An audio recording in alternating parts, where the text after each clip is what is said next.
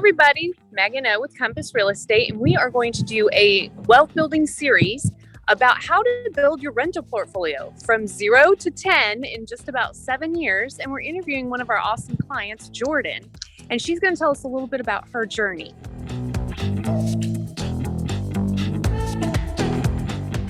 This is week number 5, and we're going to talk to you a little bit about how to do creative financing and finding deals to build your portfolio. So we have Jordan on with us. She's one of our clients. And at this point, if you followed our journey over the past couple episodes, she's acquired a couple personal residences that later became rental properties in her portfolio as she moved on up, as most buyers do. And then, of course, she began flipping, which was last week's episode, to infuse capital into her business so she could acquire more rental properties. So now that we are tucked into our little personal residence, we have a couple properties, we've done some flipping, we have some cash. Now, Jordan, how are we finding deals? And walk us through one of your recent deals on how you're building your portfolio.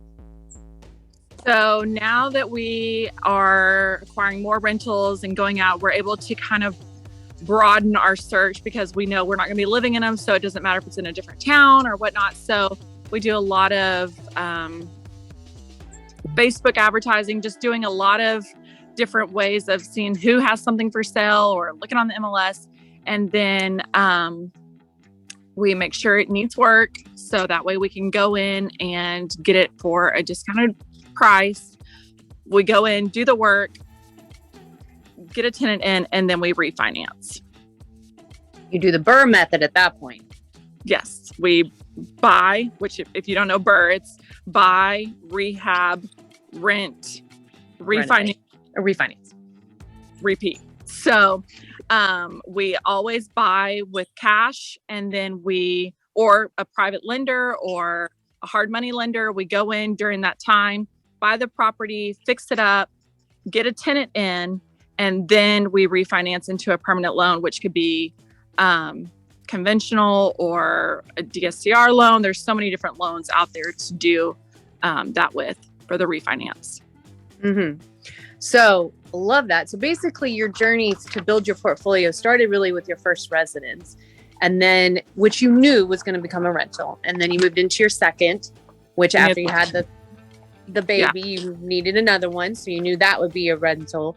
And then you started flipping to infuse cash into your business so that you could buy more rentals. You find these properties in various ways. Once you find them, how do you buy them again?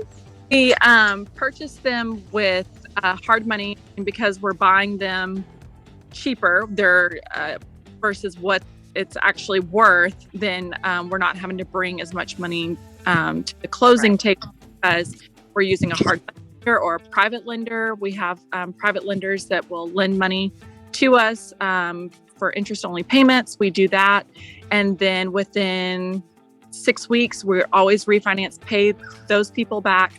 And then we have our rental, and it's got a permanent loan on it for 30 years.